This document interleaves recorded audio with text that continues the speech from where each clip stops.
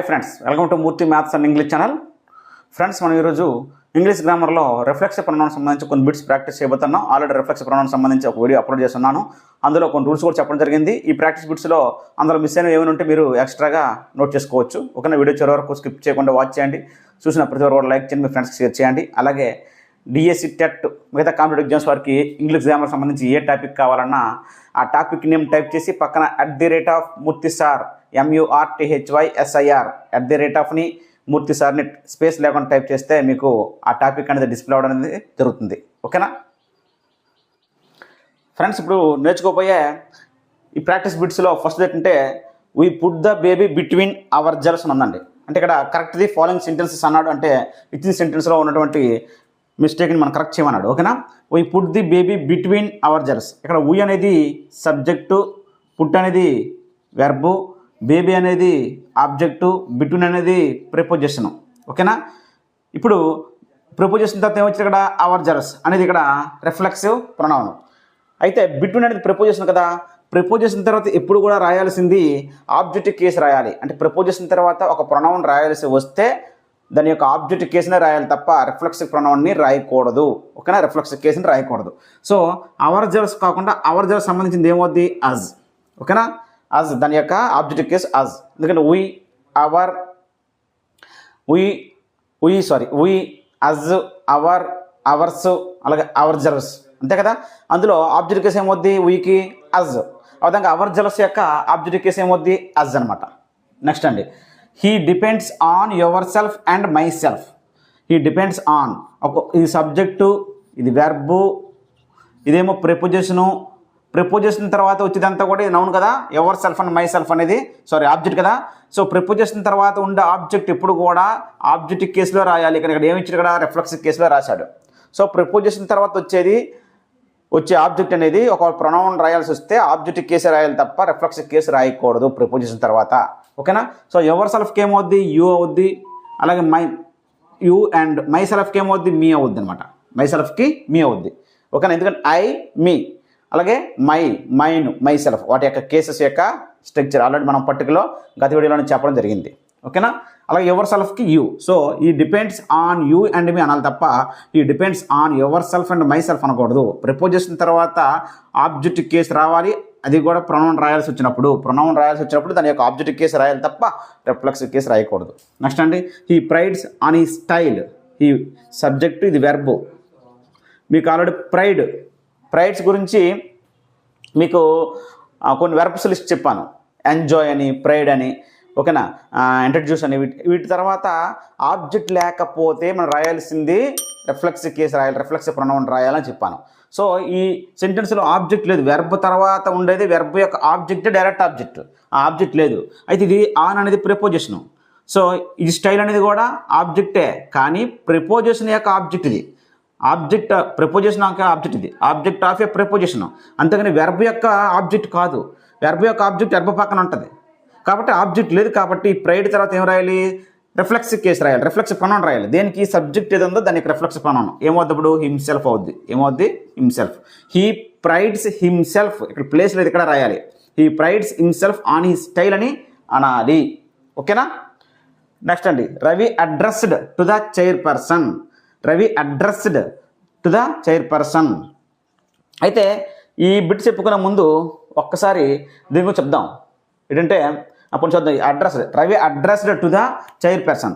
రవి అనేది subject, address అనేది verb.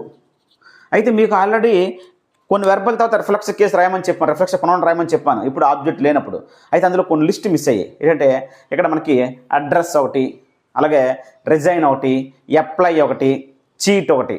వీటి తర్వాత కూడా మనము ఆబ్జెక్ట్ లేకపోతే రిఫ్లెక్సివ్ ప్రొనౌన్ రాయాలి. అవి కూడా నోట్ చేసుకోండి. ఓకేనా?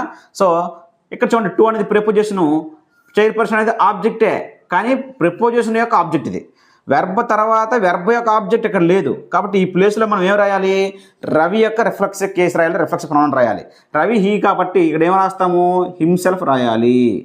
బ్రాకెట్లో రాసాను, అది ఇక్కడ రాయాలి ఈ ప్లేస్లో. Ravi addressed himself to the chairperson అని అనాలి. ఓకేనా? నెక్స్ట్ అండి, your books are selling themselves well. ఇక్కడ చూడండి, సెల్, ఓపెన్, సేవ్, అలాగే కాన్సన్ట్రేటు, అలాగే మనకి వాషు, డ్రెస్సు, ఈ వెర్బుల తర్వాత అసలు రిఫ్లెక్స్ కేసే రాయకూడదు. ఓకేనా? మీకు దీని ముందు లిస్ట్ ఏం చెప్పాను, రిఫ్లెక్స్ కేసు ఏ వెర్బుల తర్వాత రాయాలో చెప్పాను, అంటే రిఫ్లెక్స్ ప్రొనౌన్ ఏ వెర్బుల తర్వాత రాయాలో చెప్పాను ఆబ్జెక్ట్ లేనప్పుడు.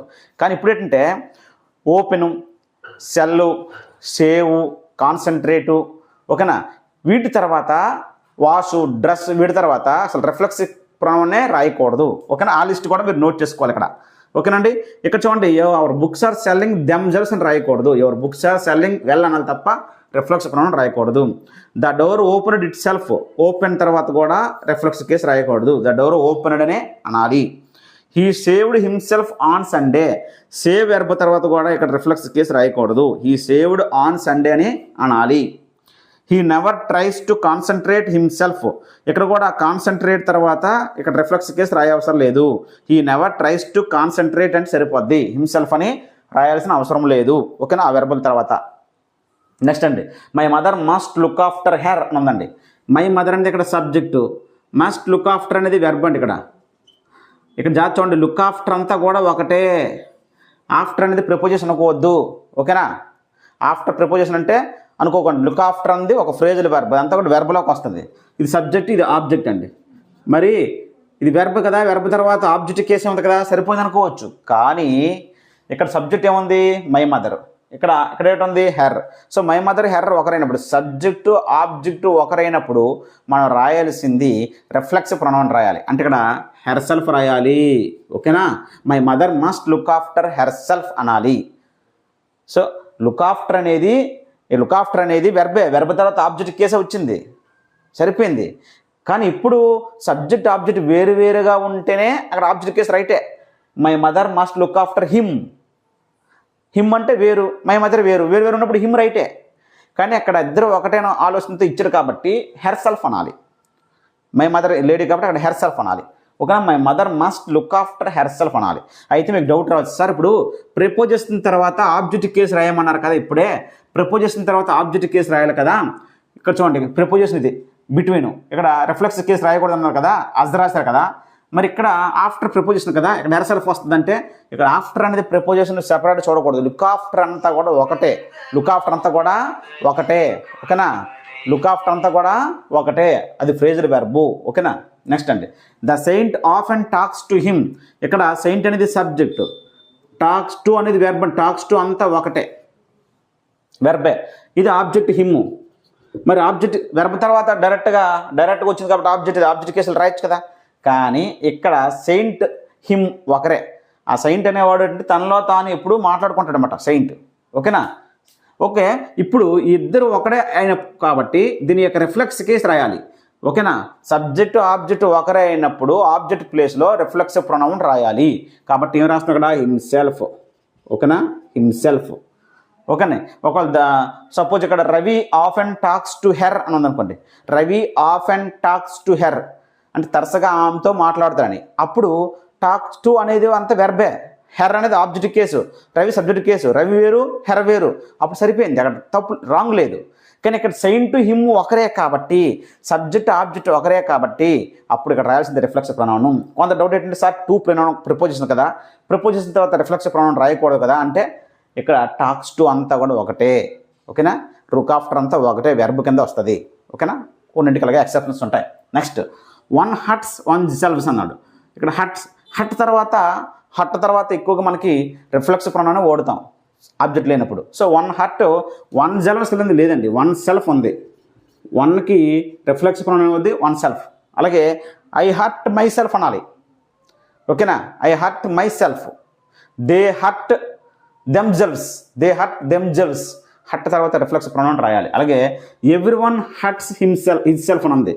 ఎవ్రీ వన్ వచ్చినప్పుడు ఇక్కడ దే వస్తే దే హర్ట్ దెమ్సెల్వ్స్, ఐ వస్తే I hurt my self, he వస్తే ఈ హర్ట్స్ హిమ్సెల్ఫ్ అని వస్తుంది. మరి ఇక్కడ ఎవ్రీ వన్, ఎవ్రీబడి, సంబడి వచ్చినప్పుడు ఇక్కడ తీసుకోవాల్సిన రిఫ్లెక్స్ ప్రొనౌన్ అనేది హిమ్సెల్ఫ్ అని తీసుకోవచ్చు, హెర్ సెల్ఫ్ అని తీసుకోవచ్చు.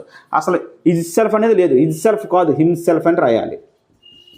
అదంతా every one, everybody, somebody, someone వచ్చినప్పుడు హట్ అనే వెర్బ్ తర్వాత హిమ్సెల్ఫ్ కానీ హెర్ సెల్ఫ్ కానీ రాయాలి. ఓకేనా? No one can be more honest than himself. ఇక్కడ నో వన్ కెన్ బి అంటే వెర్బ్కు ముందు ఉంది కాబట్టి ఇది సబ్జెక్ట్. నెక్స్ట్ ఇక్కడ క్లియర్గా ఉంది. మనం ఆల్రెడీ చెప్పుకోవాలి, కంపారిజన్ జరుగుతుంది, కంపారిజన్ దాన్ హిమ్సెల్ఫ్ అని.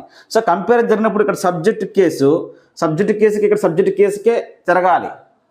ఇది సబ్జెక్ట్ కేసు ఏమో, ఇది రిఫ్లెక్స్ కేసు ఉంది కాబట్టి సబ్జెక్ట్ కేసు జరగాలి కాబట్టి హిమ్సెల్ఫ్కి ఏమవుద్ది, హీ అవుద్ది సబ్జెక్ట్ కేసు.